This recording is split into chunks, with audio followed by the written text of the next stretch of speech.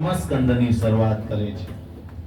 સમપ્રિયે સુહૃદ બ્રહ્મન ભૂતાનામ ભગવાન સ્વયં ઇન્દ્રસ્યાર્થે કથમ દૈત્યાન અવધિ દ્વિષભો યથા. સમપ્રિય સુહૃદ બ્રહ્મન ભૂતાનામ ભગવાન સ્વયં ઇન્દ્રસ્યાર્થે કથમ દૈત્યાન અવધિ વિષમો યથા. ઇન્દ્રાસન માટે શા માટે ઇન્દ્રાસન મેળવવાની લાલસાથી આ ઇન્દ્રએ દિતિના ગર્ભનો શું કામ ટુકડા કરવામાં આવ્યા? માત્ર ઇન્દ્રાસન મેળવવા જ? અને એના ઉત્તરમાં કહે છે કે સાધુ પૃષ્ઠમ મહારાજ હરે ચરિતમદ્ભુતમ યદ ભાગવત માહાત્મ્યમ ભગવત ભક્તિવર્ધનમ. આ ભાગવતની અંદર જેમ જેમ તું પ્રશ્ન કરે છે, તારી જિજ્ઞાસા વૃત્તિ વધતી જાય છે, એ જોઈ અને મને આનંદ થાય છે.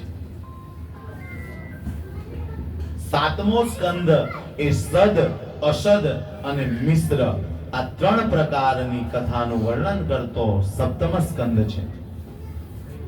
સદ વિચાર એટલે પ્રહલાદજી, અસદ વિચાર એટલે હિરણ્યકશિપુ અને મિશ્ર એટલે મનુષ્ય. અગ્નિના પણ ત્રણ પ્રકાર છે. આ સદ, અસદ અને મિશ્ર એને સમજવા માટે આ સદ વિચાર શું, અસદ વિચાર શું અને મિશ્ર વિચાર શું, એને સમજવા માટે આપણે અગ્નિનું ઉદાહરણ લઈએ તો યજ્ઞ કરીએ અને એમાં જે અગ્નિનો ઉપયોગ થાય એને સદ વિચાર કહેવાય. રસોઈ બનાવીએ એમાં જે અગ્નિનો આપણે ઉપયોગ કરીએ છીએ એને મિશ્ર વિચાર કહેવાય. અને જે અગ્નિથી કોઈકનું ઘર બાળીએ એ અગ્નિ જે છે એને અસદ વિચાર કહેવાય. અગ્નિ એક જ છે પણ ત્રણેય વખતનો ઉપયોગ એનો અલગ છે. એ અગ્નિ એવો છે કે જેનો યજ્ઞની અંદર પણ ઉપયોગ થઈ શકે છે.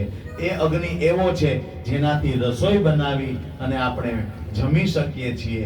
અને એ અગ્નિ એવો પણ છે કે કોઈકનું ઘર બાળવું હોય તો બાળી પણ શકીએ છીએ. આપણે કઈ પ્રકારે એનો ઉપયોગ કરીએ છીએ એ આપણા હાથમાં હોય છે. એવી જ રીતે સદ, અસદ અને મિશ્ર આમાંથી કયો વિચાર આપણે લઈએ, કયો વિચાર આપણે ગ્રહણ કરીએ એ પણ આપણા ઉપર હોય છે.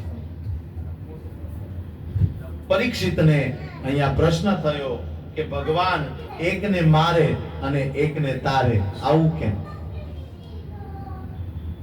ભગવાન એકને મારે છે તો બીજાને તારે છે. સુખદેવજી કહે છે કે યુધિષ્ઠિરે ને પણ આ જ પ્રશ્ન થયો.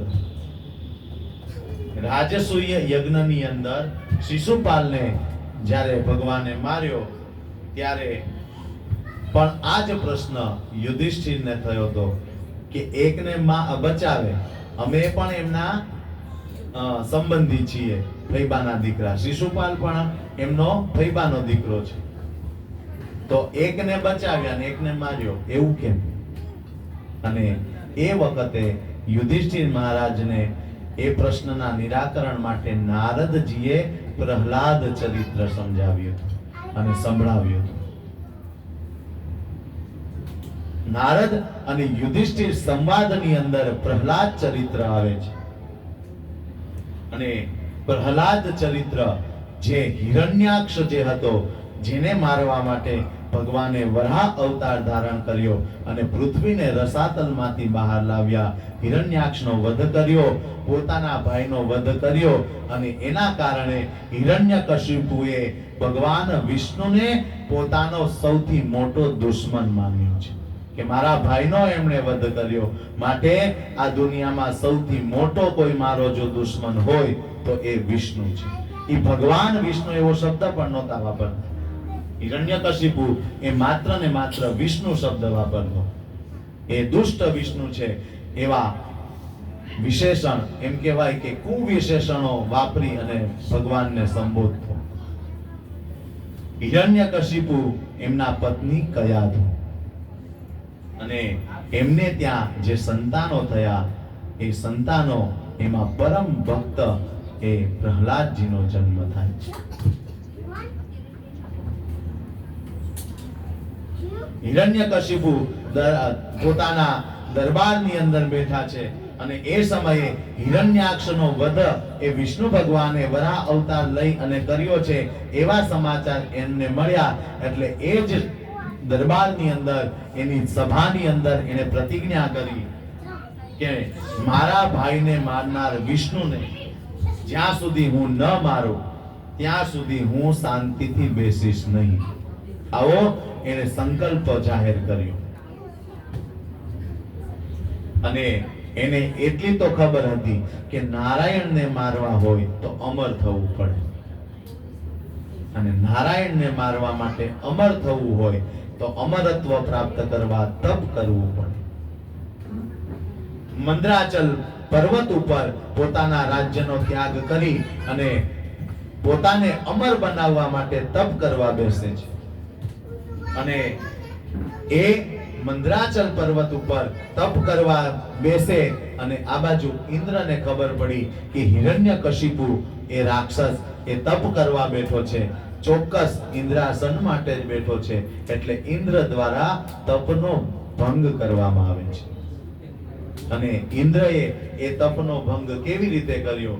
તો એ જે મંદ્રાચલ પર્વત ઉપર તપ કરવા માટે વૃક્ષ નીચે બેઠો તો ઇન્દ્ર એ પોપટનું રૂપ લઈ આવી અને એ વૃક્ષ ઉપર બેસી અને નારાયણ નારાયણ શબ્દનો જપ કરે. હિરણ્યકશિપુને પોતાના તપ કરવામાં ભંગ પડતો હતો એટલે એને એમ થયું કે અત્યારે હવે આ નહીં મેળ પડે. એ ફરી પાછા ઘરે આવે છે. પોપટ બની અને ઇન્દ્ર નારાયણ નારાયણ શબ્દ સંભળાવતો હતો. હવે એમને ખબર હતી કે નારાયણ એટલે વિષ્ણુ ભગવાન, અને મારા શત્રુનું, મારા દુશ્મનનું નામ લે એટલે મને તપ કરવામાં વિક્ષેપ પડે છે. એ ઘરે આવી જાય છે અને કયાધુને કહે છે કે હું આ કારણે ઘરે પાછો આવ્યો છું. કે એક પોપટ હતો, એ પોપટ આવી અને ડાળી ઉપર બેસે અને જેવો હું બ્રહ્માનું તપ કરવા બેસું એટલે તરત નારાયણ નારાયણ ચાલુ કર્યું. કયાધુને એમ થયું કે લાવ આજે આ લોઢું ગરમ છે, હથોડો મારી દઉં. એ સાંભળ્યું, એક વખતમાં સમજી ગયા હતા, છતાંય પૂછ્યું, હે શું કહો છો? તો કે એક પોપટ આવે, ડાળી ઉપર બેસી નારાયણ નારાયણ બોલે. તો કે હે કોનું નામ બોલે? તો કે નારાયણ નારાયણ બોલે. હે શું કહો? સાચે શું બોલતો તો? નારાયણ નારાયણ બોલતો તો. આવી રીતે એની પાસે એક માળા કરાવડાવી દીધી.